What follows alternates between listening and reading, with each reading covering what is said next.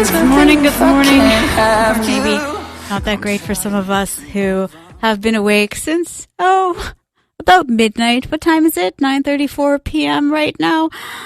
I'm going to get you some help in a second. By you, I'm talking to myself. I don't know what I'm even saying anymore. I'm that tired. I'm Dahlia. This is the goods. And still ahead, you're going to find out about a local high school program that gives students credit for caring for the community during COVID-19. But right now, we are getting me, help to get COVID-19 to stop it from ruining your sleep. Joining us right now, he's a sleep and fatigue specialist from sleepanddreams.com.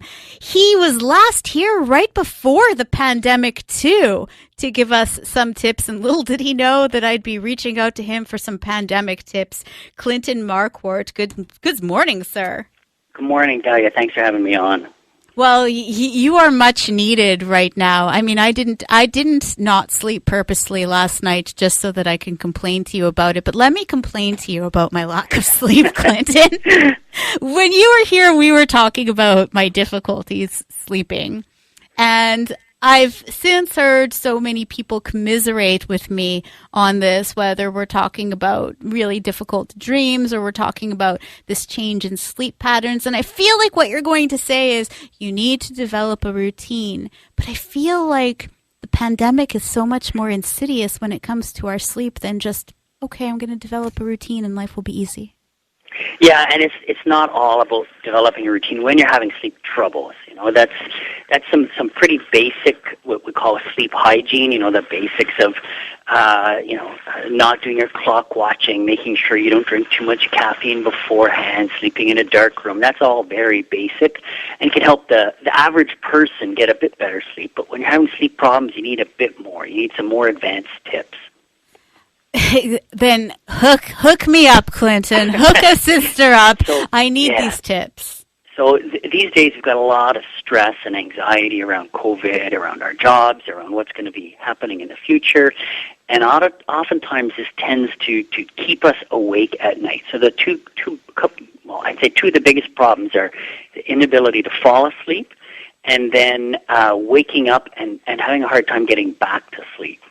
So that is my biggest problem right now is waking up and then not being able to sleep again.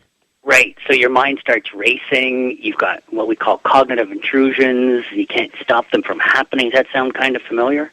You're describing my night. Right. All right. So if this is happening, one of the best things to do is to do what we call break the association between the bed and non-sleep activity. So, our brains learn pretty quickly about what we're supposed to do in bed. And if you're lying there ruminating, thinking, being stressed, your brain kind of then learns that this is the place to do that. So what you have to do is you get up, you get out of bed. If you can, go and sit in a quiet room, or if you don't have another room, sit in your bedroom, but get out of bed. That's the biggest and most important thing. What I find tends to help a lot of people who've got lots of these cognitive intrusions right now is what I call exhaustion therapy. So you pull out a notebook and you just write down all of those thoughts. Just let them all out. And there's something about the act of physically writing. Like, don't type it. Don't use an iPad. Don't use a computer, your phone. Actually sit there with a piece of paper, a pen, and write them all out until you can write no longer. And then what I say you do is you pick up something boring and you start reading it, like an old textbook, a magazine you might have flipped through 100 times, and you just start reading it. It's really important as well to have the lights turned down pretty low when you're doing this activity, and wait until you start feeling the signs of fatigue, feeling the signs of sleepiness again, and then crawl back in bed and try and fall asleep again. I don't know if you have the answer to this, but if you did, this could be the answer to all of my sleep problems in life. Why is it that a dog can fall asleep like that? And a human, we could be tossing and turning for hours. The only time I've seen my dog have problems sleeping is when he's sick. Otherwise, he can fall asleep in an instant. Yeah, the dogs, so humans can do something very similar, but the problem is when we do it, it's not as comfortable. The dogs are getting a lot of sleep, but they're getting a lot of very shallow sleep. So you can take somebody who's normally sleeping about 7 hours, and if you spread out their sleep across the day, they might get 8, 9, 10 hours of sleep across that day, but it doesn't feel nearly as good. So it might look like your dog is having a great sleep, all day long or many times during the day, but they're really not having a super deep sleep. He better not be sleeping right now because the radio's on for him, and so's the goods. He needs to be listening. He does. I'm telling you, this is the goods. And with us right now, we have a sleep and fatigue specialist, Clinton Marquardt. So, this whole idea too, and I haven't shared the story yet. I'll be sharing my personal story about these extremely vivid dreams when I was surrounded by terrorism in Israel, actually. And I can understand why so many people...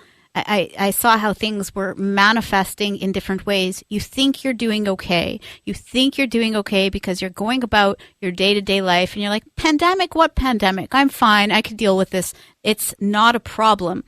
But then things manifest in your sleep. And all of a sudden people are describing these vivid dreams they're having, these terror dreams they're having, nightmares. So what can you do maybe to help alleviate these dastardly dreams that are making sleep so much more difficult now with the pandemic?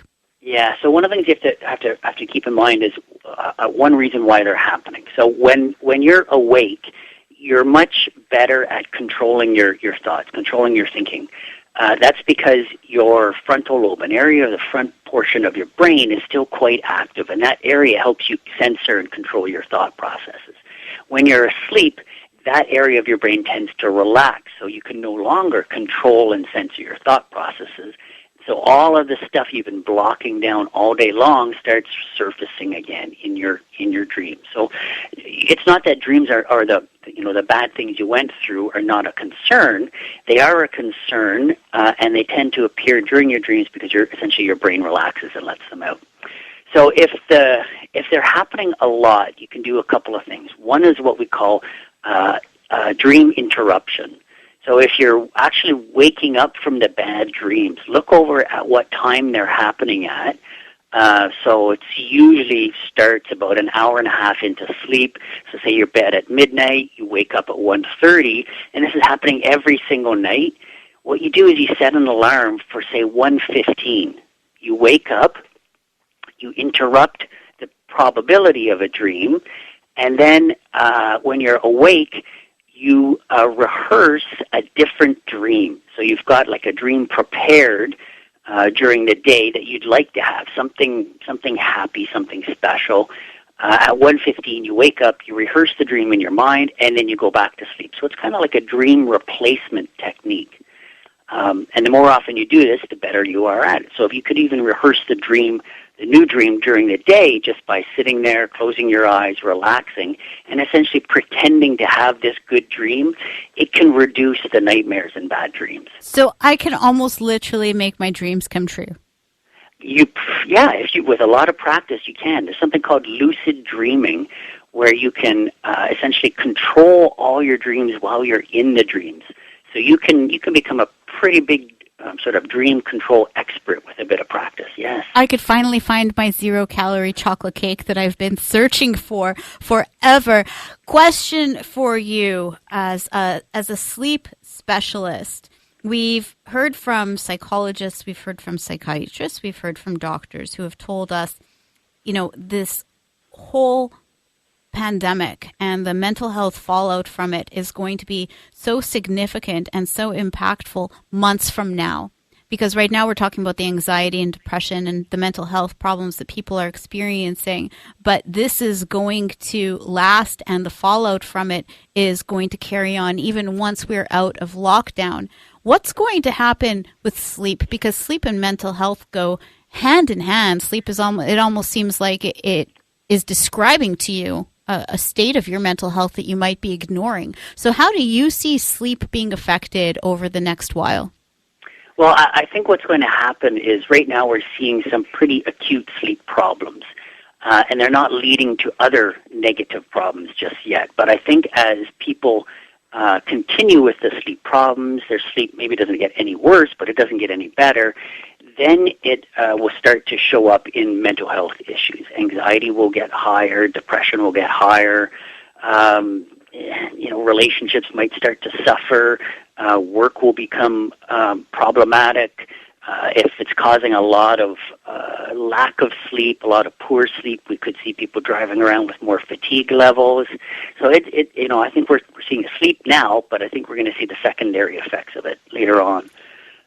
One of the things that I've done to try and help people out with sleep problems through this COVID crisis is I started what's called the Fatigue Management Network, where people can actually go to this online forum, ask a question about their sleep, and I'll help them out for free. And I'm doing this just to do my part, but also to hopefully help people deal with the sleep problems before they become the bigger mental health problems. Clinton Marquardt is with us right now on The Goods. I'm Dahlia, and he's a sleep and fatigue specialist. And we'll give people more information about your free online support in a couple of moments. But I wonder, when we talk about the importance of sleep, and I know we try to drive this home all the time because we were just joking earlier how people keep asking, how can I prevent COVID-19? Well, we keep telling you the same thing. Wash your hands, isolate, physical distancing, disinfect, those sorts of things.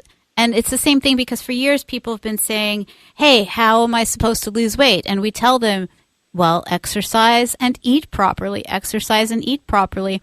But I also think that a big part of the health when it comes to COVID or when it comes to weight, when it comes to anything, is our sleep and how much sleep we get. So how much do you think people underestimate sleep? How much of a difference can sleep make in your life?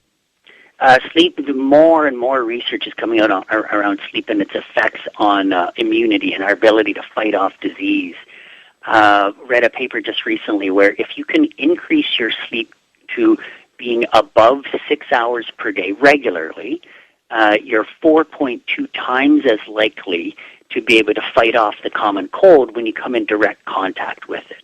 Now, we have no research yet around the ability of sleep to help you fight off COVID when you're in contact with it, but there's no reason to believe that sleep could not help you fight it off if you come into contact with it. So it's really important.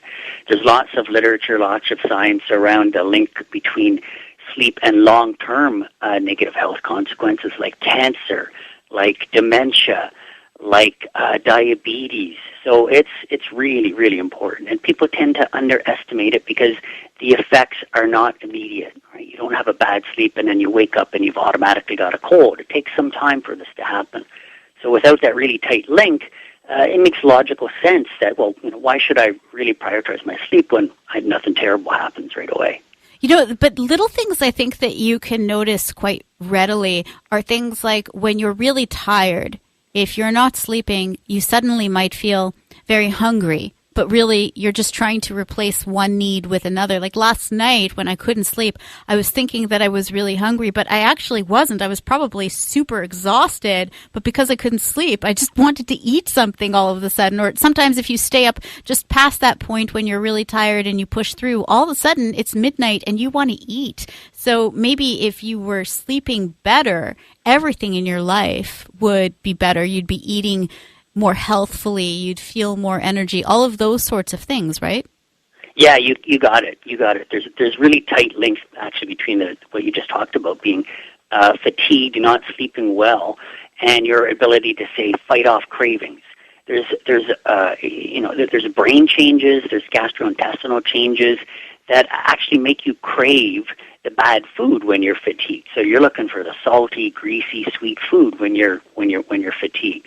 So you pointed out just a couple of things where the need for sleep needs to be reprioritized. We need to elevate its priority in our life, and we'll be happier, healthier, more productive, safer.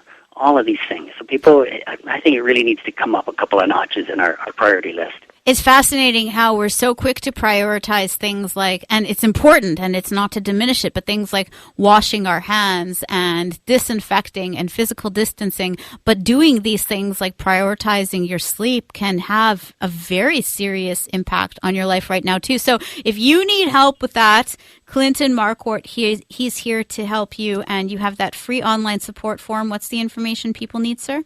So all you have to do is go to fatiguemanagementnetwork.org,